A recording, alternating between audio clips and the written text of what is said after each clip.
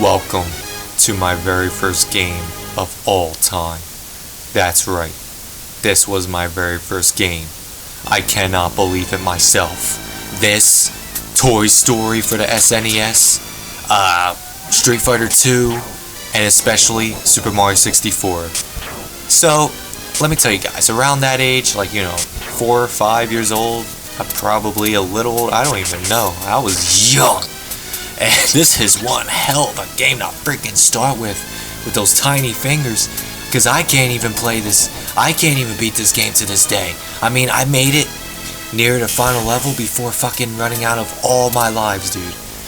I can beat this, but it takes time, it takes patience, it takes learning, it takes memorization. It's tough. And this is one hell of a game to start with. I remember it like it was yesterday. My parents, oh man, they were so crazy. This is why I'm into Dark Souls. This is definitely why I'm into Dark Souls now. And they used to play it. I don't know damn well they did. They set me up. I mean, not only was it the best idea to ever, honestly, it's the best idea to give this game or Dark Souls to a kid because they will grow into some men. Yeah, I remember as a child, I could not pass this stage that you're looking at right now. And why? Look at the water. Look at the freaking land right here, right now. You have to stand on those stones or else you're wiped off the face of the earth. And you can't, if you fuck up just one pixel, you're done for, okay? It is that tough. And I messed up on this one part so many times. Besides, the zombies were self-explanatory. You just, throw the javelin at the dogs, that was... When this game turned into a platformer, or, I had to fight a boss at least, it was hard as shit. Making these intricate jumps, making sure you don't get hit 2 times and you're fucking dead. 2 hits and you're dead. That's it. Game over. Well, thank you parents so much for giving me the hardest selection on Super Nintendo. Pinocchio, Toy Story, this game, and even Street Fighter 2, Super Contra. I had a better time on than this. Oh my lord.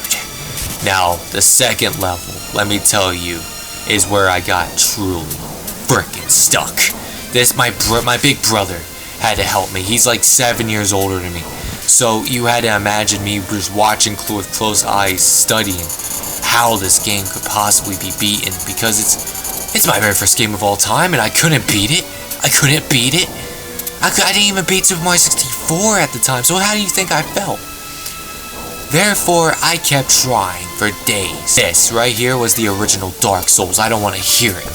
So this level, not only this level had ghosts and swinging shit and platform jumps and, mimic chests. The OG mimic chest. That's right, this game had mimic chests. You had to ride on a raft until the very end of the level. While self-explanatory, you have to realize you can fall in the water. 1 hit death, 3 lives, game over. Alright, you get hit by projectiles at the same time of jumping.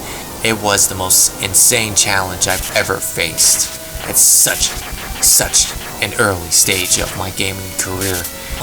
Until now, I mean, yeah, I die on the stage, not as much. They even gave me Splinter Cell. Fuck, they even gave me Sonic fucking Riders. Who gives Sonic fucking Riders? Just look at this stage 3.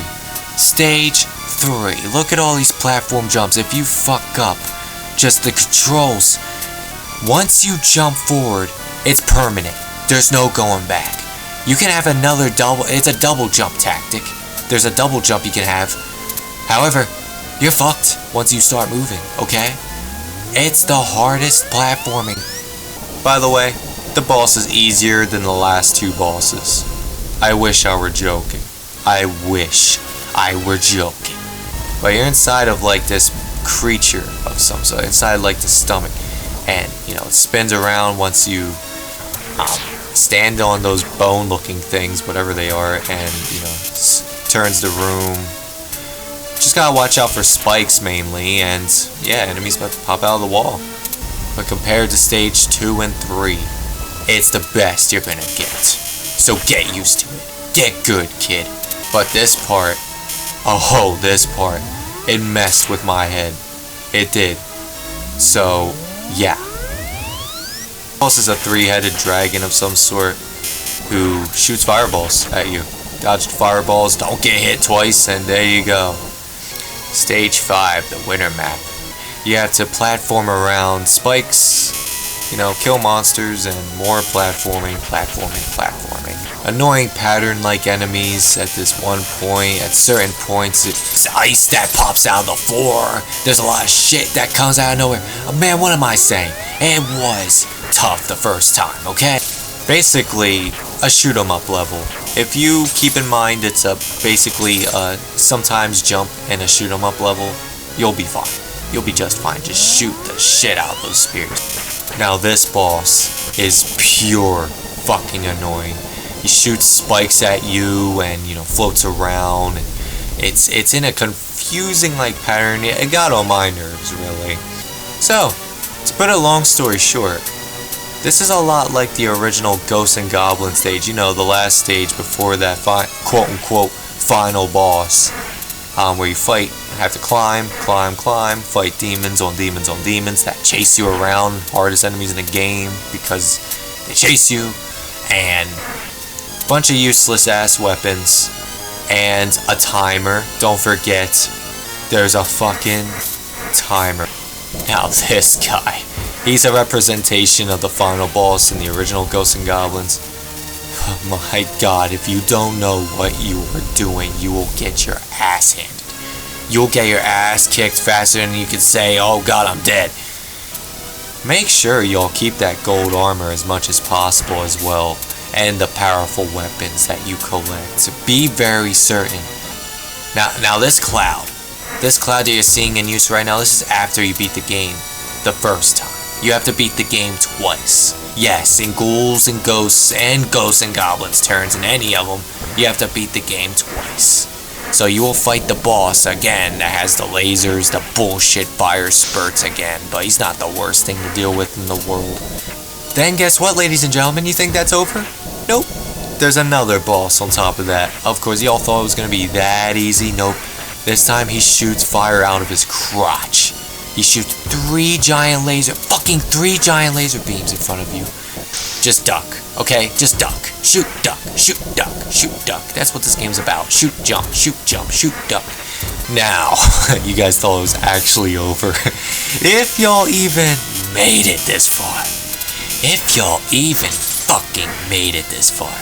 This is the final goddamn boss. Now, he also shoots platforms. This time, he shoots platforms out of his crotch, out of his freaking crotch area that has a mouth.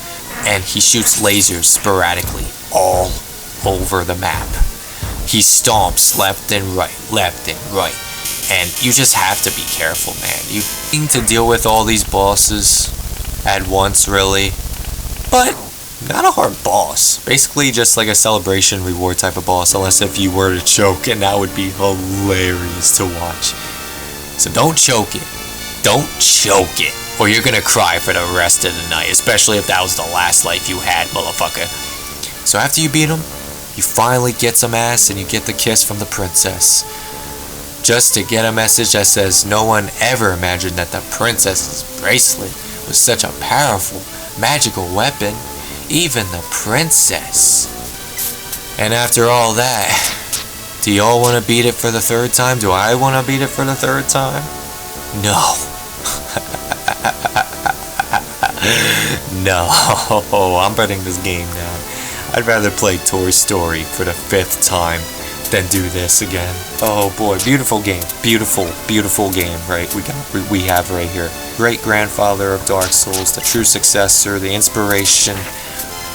One of the hardest games on the Super Nintendo next to Star Wars, and I already reviewed that, and Toy Story, and Aladdin, and Lion King, and Pinocchio. But anyways, to finish off this video, how many of you beat this game twice, rather than just once? How many of you still play this game to this day? How many of you grew up with this game? How many of you grew up with this as the very first game you've ever fucking played? let me know. Let me know in the comments section below.